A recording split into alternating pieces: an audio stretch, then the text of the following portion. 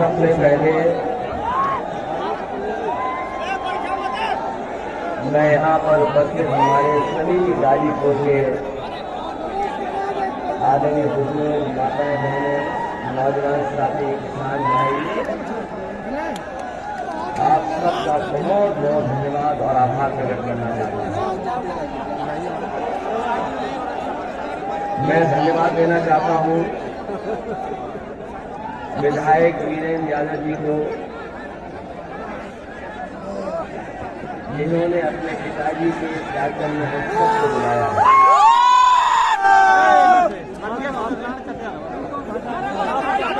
विधायक वीरेंद्र यादव जी ने यहाँ पर जितने भी मंच पर बैठे हैं, समाजवादी पार्टी के राष्ट्रीय उपाध्यक्ष भगवान यादव जी से लेकर के पूर्व मंत्री ओम प्रकाश जी और बड़ी संख्या में हमारी पार्टी के सभी नेता मौजूद हैं। यहाँ पर ऐसे भी लोग हैं जिन्होंने जीवन भर कैलाश यादव जी के साथ काम किया होगा। यहाँ मंच पर बैठे लोग वो हैं जो जमीन पर भी साथ रहे, सदन में भी साथ रहे और राजनीतिक लड़ाइयों में, आंदोलनों में भी वो साथ रहे हैं। मैं कार्यक्रम में जहां पर उनकी प्रतिमा का अनावरण करने में आया हूँ, उस कार्यक्रम में शामिल होने के लिए मैं एक एक नौजवान का, एक एक माता बहनों का, यहाँ पर जितने भी बुजुर्ग बैठे हैं, मैं उन सबका धन्यवाद और आभार प्रकट करना चाहता हूँ।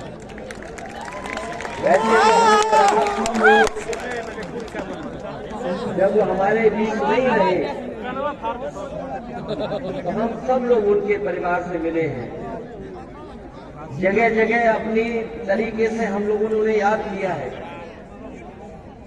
श्रद्धांजलि देने भी हम लोग पहुंचे हैं। हम और आप में से बहुत सारे ऐसे लोग हैं, उनके ना रहने पे जो पारिवारिक कार्यक्रम होते हैं, जो हमारे परंपराओं से जुड़े कार्यक्रम है, उनमें भी हम और आप लोग शामिल हुए। ये जीवन का सबसे बड़ा सत्य है और हम आप में से जितने लोग हैं, समय समय पे हम लोगों ने चीजें जानी है, समझी है और पढ़ी है कि जो इस धरती पर आता है उसको जाना होता है। जो इस धरती पर जन्म लेगा सुनील भैया, उसे एक न एक दिन हमें आपको छोड़ करके जाना है। हम आप लोग जितने लोग हैं, ये सबसे बड़ा कड़वा सच है कि हम लोग जन्म लेकर के और एक न एक दिन जाएंगे। कैलाश जी ने अपने जीवन में बहुत सारे लोगों के सुख दुख में रहे होंगे। समय समय पे आपने उससे अपनी जो भी समस्या रही होगी, कभी न कभी कहा होगा। जो अपने स्तर से वो मदद करते रहे होंगे, उन्होंने मदद की होगी। संघर्ष कर करके जमीन से जहां वो खुद आगे बढ़े, उन्होंने अपने साथियों को भी आगे बढ़ाया। विधानसभा से लेकर के मंत्री पद तक पहुंचे। जो कुछ उन्होंने जोड़ा, बनाया, वो समाज के लिए बनाया। मुझे खुशी है कि जब हम लोग मिले थे एक बार पहले भी श्रद्धांजलि के लिए, लेकिन आज जब हम लोग याद कर रहे हैं उनको, तो वो जहां भी होंगे, जहां भी इसे भी देख रहे होंगे, जरूर हमें और आप सब लोगों को आशीर्वाद दे रहे होंगे। हम लोगों ने बहुतों को खोया है। यहाँ पर मंच पे बैठे लोग, कोई ऐसा नहीं है जिसने अपने परिवार के किसी न किसी सदस्य को कभी न कभी खोया हो। सामने बैठे लोग हैं, आप भी अगर याद करते होंगे तो हम लोगों ने बहुतों को खोया। जब मैं मुख्यमंत्री था, मुझे याद है एक सूचना मिली कि दादा नहीं है, रामचंद्र दादाजी नहीं रहे। यहाँ के वो गांधी थे और जब मैं पहली बार उससे मिला था और जब आखिरी बार मिला, उनका केवल चिंतन वही था समाजवादी। वो भी हमें छोड़ के चले गए। कैलाश जी छोड़ के चले गए। बहुत सारे हमारे नेता हैं, हमने आपने उन्हें जाते हुए खोते हुए देखा है। अभी कुछ दिन पहले जब नेताजी हमारे बीच नहीं रहे और जिस समय वो बीमार थे, अस्पताल में थे, बहुत सारे लोग मिले आकर के। बहुत से लोगों ने न जाने कितने तरीके से दुआएं की, पूजा पाठ किया।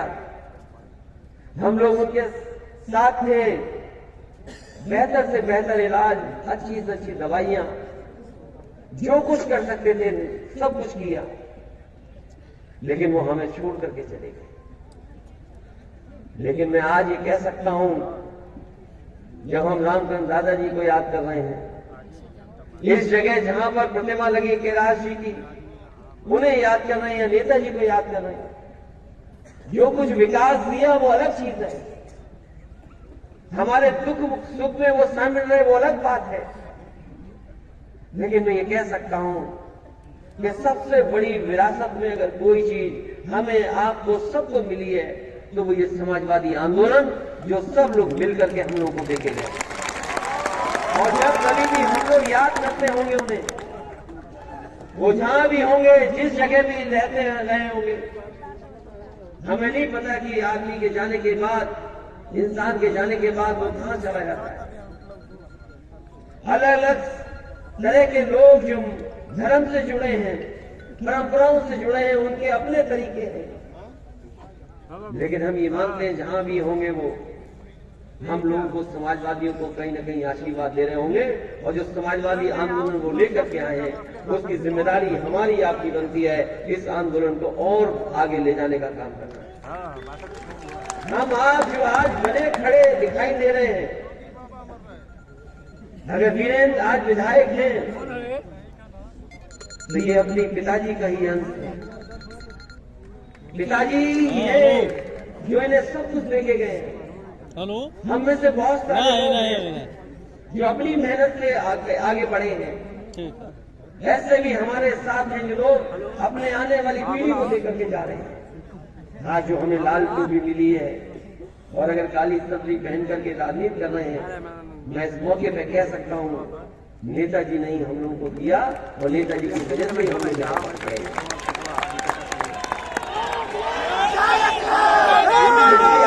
जीवन के बारे में याद करेंगे, न जाने कितने स्मरण हैं, न जाने कितनी चीजें हैं। लेकिन मैं कह सकता हूं, मैं बहुत कम समय के लिए रहा।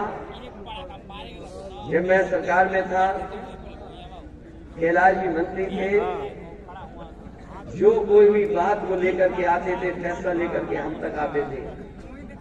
हमने कभी भी उनके फैसले पर कोई बात नहीं रखी होगी। जो उन्होंने कहा वही हमने स्वीकार कर लिया। वो पंचायती राज मंत्री भी बने। सर्वे करना कौन से आरक्षण होगा, क्या होगा, यहाँ पर हमारे वरिष्ठ नेता रही वल्लभ यादव जी भी बैठे हैं। वो जानते होंगे कितना मुश्किल काम होता है। कौन सी जगह को क्या बना दे, क्या आरक्षण हो जाए, किस वार्ड को कैसे बना दे, ये जमीनी राजनीति वही जानता है जो जमीन पर रहता है। और मैं समझता हूँ कैलाश जी जब थे तो उन्होंने उत्तर प्रदेश में वो भूमिका निभाई कि कहीं भी किसी तरह का कोई प्रश्न नहीं लगा पाया। बहुत सारे उन्होंने काम किए होंगे, सड़कें, पुल या और जगह हम लोगों से मदद लेते रहे होंगे। लेकिन आज मैं देख सकता हूँ मैदान भरा दिखाई दे रहा है, लोग सड़कों पे हैं। और कई हमारे साथी तो 11 बजे ही चल दिए होंगे घर से, और पहले चल दिए होंगे। शाम हो गई है। ये बहुत दूर से आए हैं, ये बता रहे 9 बजे ही चल दिए थे। तो सोचो जो 9 बजे चला वो आज अभी कितना समय हो गया सोचिए। लेकिन ये गाजीपुर की ऐतिहासिक धरती है, ये समाजवादी धरती है, ये वीरों की धरती है, ये वो धरती है जिसने फौज में लड़ने का जज्बा दिया है।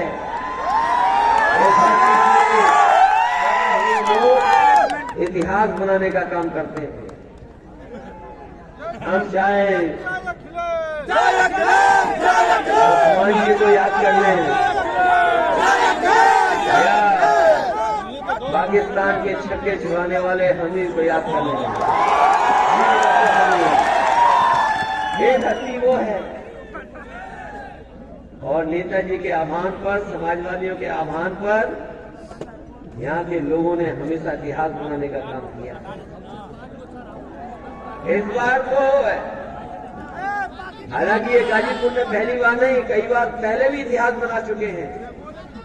लोग बताते हैं कि चरण सिंह जी के जमाने में जब दूसरे दल का पूरा रुतबा होता था, तब भी यहाँ पर लोग चरण सिंह जी के कहने पर एक एक वोट डाल करके समाजवादी आंदोलन या किसानों की लड़ाई लड़ने वाले के पक्ष में। जब मैं यहाँ पर सभाओं में आया था, चुनाव की सभाओं में मैं जब यहाँ आया था, यहाँ पर लोग सुनना नहीं चाहते थे। वो इंतजार कर रहे थे कि वोट कब डालने का मौका मिलेगा। मंच रहा होगा, मंच से दूरी खत्म कर दी थी यहाँ के नौजवानों ने, मुझे याद है। और केवल गाजीपुर में नहीं, उस चुनाव में मैंने गाजीपुर से लेकर के आखिरी आपके शामली से लेकर के उन इलाकों में भी देखा था कि अगर कहीं चुनावी सभा समाजवादियों की थी तो बल्ली और जनता का कोई हिसाब किताब नहीं था, कोई रोक नहीं था। आज रिजल्ट कुछ भी आ गया हो, किसी की भी सरकार बन गई हो, किसी की भी सरकार बन गई हो, लेकिन जनता की सरकार तो केवल समाजवादी बना सकते हैं।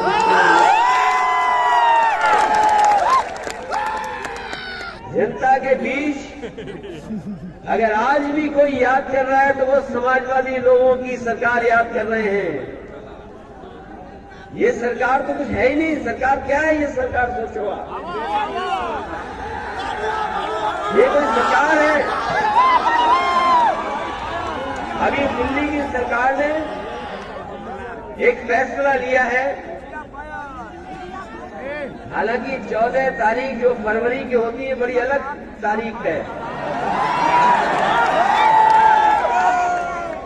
इसको मैं पीढ़ी की दूरियां मानूं, क्योंकि हमारे बुजुर्ग पूछेंगे मैं क्यों 14 तारीख की बात कर रहा हूं। ये जो 14 तारीख को भारतीय जनता पार्टी ने एक नए तरह का फैसला लिया है। हालांकि दिल्ली वालों ने लिया है, लखनऊ वाले पता नहीं मनाएंगे कि नहीं मनाएंगे। फैसला दिल्ली से हुआ है। बदकार साथी, वो जो चिट्ठी निकली वो सही है कि नकली है?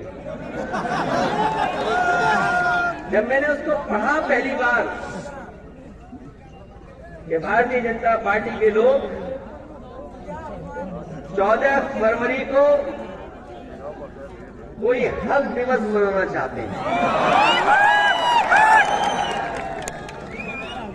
अब मुझे नहीं पता ये अंग्रेजी का शब्द है कि हिंदी का शब्द है।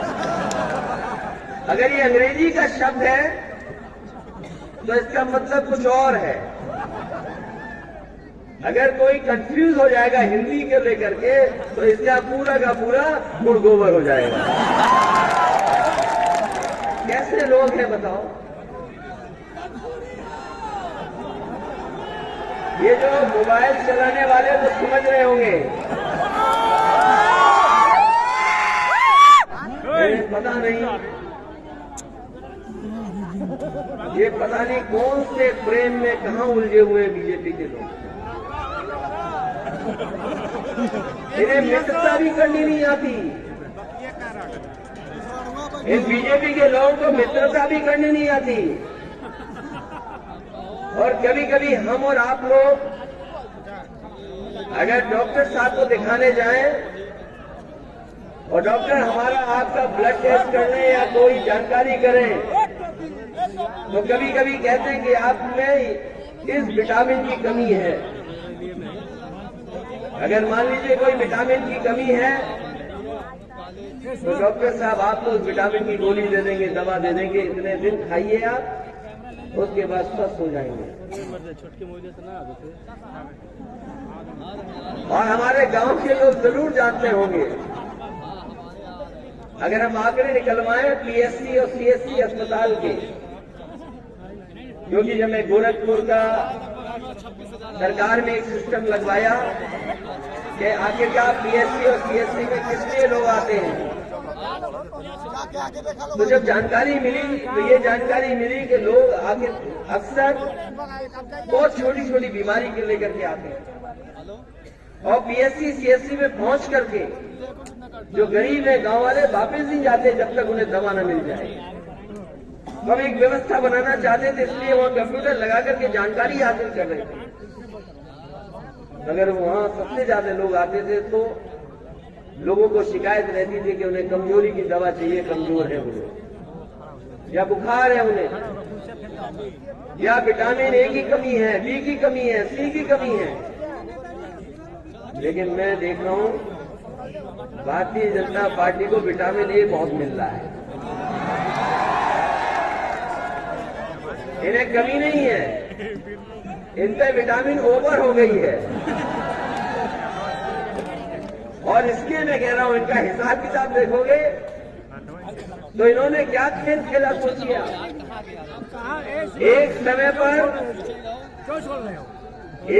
नहीं, वो गलत समय में विटामिन ए मतलब उद्योगपति, एक समय पर याद होगा आपको, इन्होंने पूरा का पूरा पैसा बंद करा दिया और कहा कि नोटबंदी होने के बाद भ्रष्टाचार खत्म हो जाएगा, काला धन वापस आ जाएगा। वो याद कीजिए, वो समाजवादी सरकार थी और उस समय चुनाव में जहां भी हम लोग जाते थे यही बात कहते थे कि रुपया बंद होने से रुपया हमारा काला सफेद नहीं होता है, हमारा आपका लेन देन काला सफेद होता है। याद कीजिए किस समय की बात है, और आज कितने साल हो गए, बैंकों में पैसा भर गया, बैंकों में पैसा भरता चला गया और इन्होंने न जाने कैसी अर्थव्यवस्था बनाई कि कुछ उद्योगपति न जाने कितनी रफ्तार से आगे बढ़ गए। और मुझे लगा कि 2024 का जब चुनाव होगा तो बीजेपी कहेगी कि देखो हमारी अर्थव्यवस्था और अर्थनीति ऐसी है कि भारत का उद्योगपति भी दुनिया में नंबर 1 हो सकता है। मतलब होता है मुझे लगा कि हो सकता है वो उद्योगपति दुनिया का नंबर 1 पहुंच जाए, क्योंकि नंबर 2 तक पहुंचने तक कोई उसे ज्यादा समय नहीं लगा। सोचो कहाँ भारत जो गरीब देश है, हमारे अगर आंकड़े हम देखें तो जहाँ पानी पीने का इंतजाम नहीं, जहाँ पर अभी भी पढ़ाई अच्छी नहीं, बच्चों को किताबें नहीं मिल पा रही, पर्याप्त हम लोग खाना पीना नहीं खा पा रहे, भ्रष्टाचार जहाँ चरम सीमा पर है, बेरोजगारी जहाँ चरम सीमा पर है, महंगाई का ये आदत है, कोई चीज ऐसी नहीं जो सस्ती बची हो, बिजली महंगी, खाद महंगी, डीएपी महंगी, हर चीज महंगी होती चली जा रही। और उसके बाद बताओ हमारे देश का उद्योगपति नंबर 2 पर, और हमें लगा कि वो नंबर 1 पर पहुंच जाएगा, और जब नंबर 1 पर पहुंच जाएगा तो बीजेपी हो सकती है उसी उद्योगपति के नाम पर हमसे आपसे वोट मांगे और लोकसभा का चुनाव लड़े। लेकिन सोचो हिसाब किताब कैसा हुआ इस बार, जो 2 नंबर पे था वो पता नहीं कहां पहुंच गया, कहां पहुंच गया, 23 नंबर। मुझे तो ये लगता है कि जो 7-8 महीने सरकार के बचे कहीं कोई ऐसा हिसाब किताब न बनाए कि फिर ऊपर आ जाए। सोचिए ये सरकार की कमी है या सरकार का फायदा है? कौन सी विटामिन मिल रही है जो ए भागता जा रहा है ऊपर? कोई तो होगी बात। और क्या खोखलापन था कि किसी की एक रिपोर्ट आने के बाद से अडानी वो 2 नंबर से कहां चला गया। ये जो वैल्यूएशन है, जो आंकड़े हैं, आंकड़े नीचे ऊपर हुए हैं, लेकिन न जाने कितनों ने रुपया खोया है। हम और आप नहीं जानते जिन्होंने रुपया खोया होगा। हम और आप तो अखबार में केवल कुछ संस्थाओं का देख रहे हैं, जो सरकारी संस्थाएं हैं, LIC जिसमें हमारा आपका पैसा है। कोई परिवार ऐसा नहीं होगा या जानकारी मिला होगा जिसने LIC में कोई न कोई किस्त न दी हो। LIC हमारा आपका गरीबों का पैसा, वो पैसा लगा दिया उसमें। स्टेट बैंक ऑफ इंडिया का पैसा लग गया और बैंकों का पैसा लग गया। हम ये जानना चाहते बीजेपी के लोगों से, जब सरकार इनकी बनी थी, किसी अधिकारी ने कोई फैसला लिया और उसने बिजली विभाग के प्रोविडेंट फंड का पैसा एक प्राइवेट कंपनी में लगा दिया, DHFL में।